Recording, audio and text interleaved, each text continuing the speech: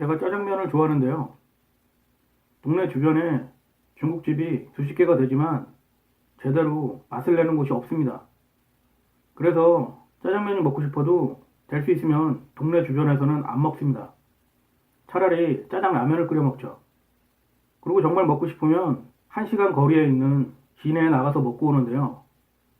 차비라든가 시간 그런 것들을 따지면 짜장면 먹기 위해서 투자를 제법 하는 편입니다. 그것만큼 맛있게 하는 곳이 주변에 없습니다. 그런데 왜 짜장면을 맛있게 하는 곳이 주변에 좀처럼 찾기가 힘든지 모르겠습니다. 그래서 곰곰이 생각해 봤거든요. 그래도 예전에는 중국집에 가면은 대부분 맛이 있었습니다.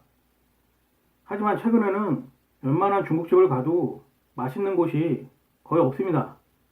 아니, 찾기가 힘듭니다. 왜 그럴까요? 다들 요즘 장사하기가 힘들다고 하는데요.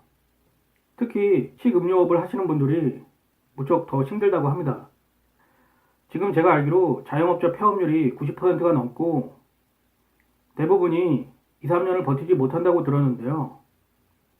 그런데도 불구하고 잘 되는 식당들은 또 잘 되거든요. 서민가꾼가요?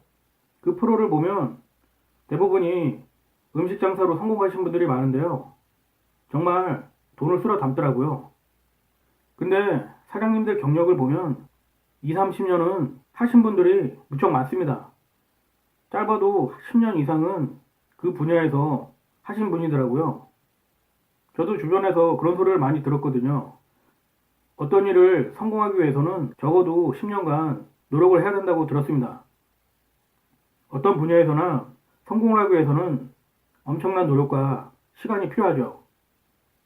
근데 요즘 보면 그런 분들이 얼마나 계실까 하는 생각이 듭니다. 저희 동네 음식점들만 봐도 금방 생겼다가 또 금방 없어지거든요. 사실 요즘이 못 먹던 시절도 아니고 웬만해서는 사람들의 입맛을 맞춘다는 게 무척 어렵습니다. 일단은 요즘 사람들의 입맛이 무척 까다롭고 각양각색의 취향을 가지신 분들이 많아서 그분들을 만족시킨다는 게 정말 쉬운 게 아니죠. 모든 걸 다 떠나서 식당을 한다면 일단은 음식이 맛있어야 한다고 봅니다. 그게 기본이죠. 근데 그런 기본이 안 된 곳이 너무나 많습니다. 아마 여러분들도 주변에서 느끼실 수 있을 겁니다. 왜 그럴까요?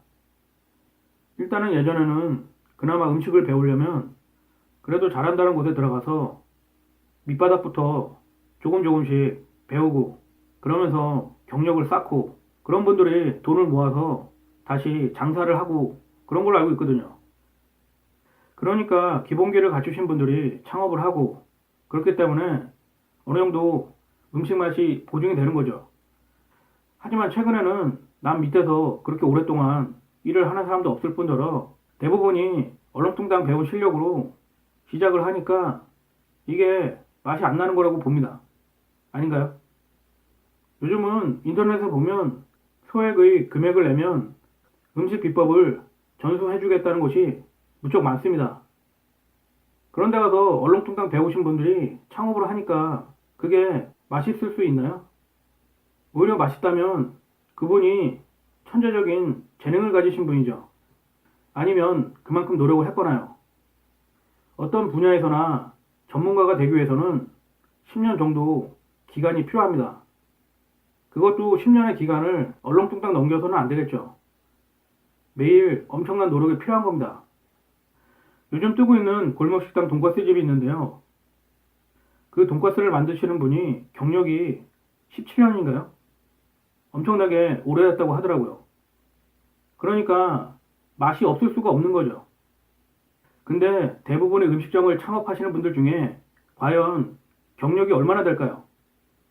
그분들이 천재도 아니고 무슨 수로 갑자기 음식을 맛있게 할 수 있을까요? 정말 뛰어난 실력이라는 건 하루아침에 이루어지는 게 아닙니다. 엄청난 노력과 시간을 투자해야지만 다다를 수 있는 겁니다. 어느 뉴스 기사에서 손흥민 아버님의 인터뷰를 읽은 적이 있는데요.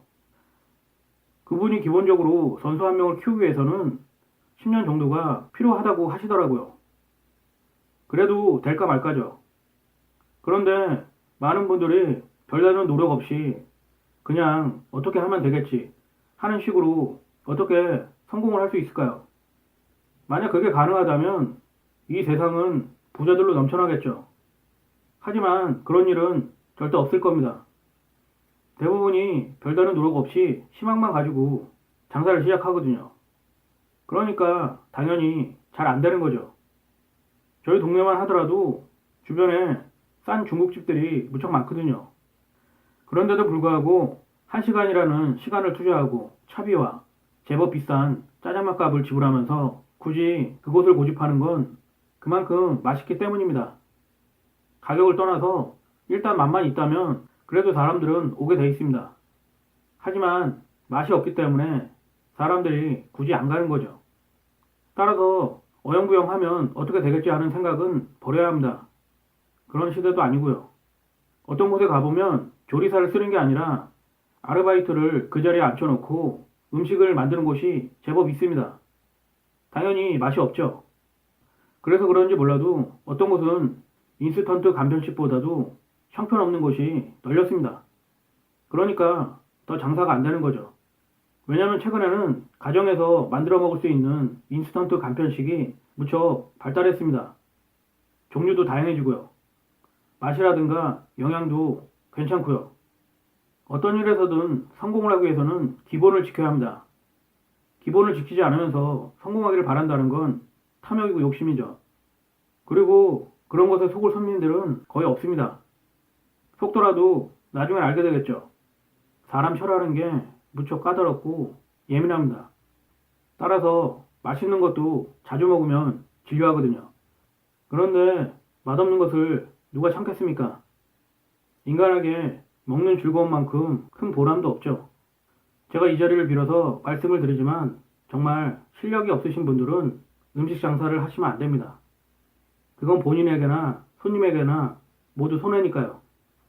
어차피 해봐야 1, 2년 버티기가 힘듭니다.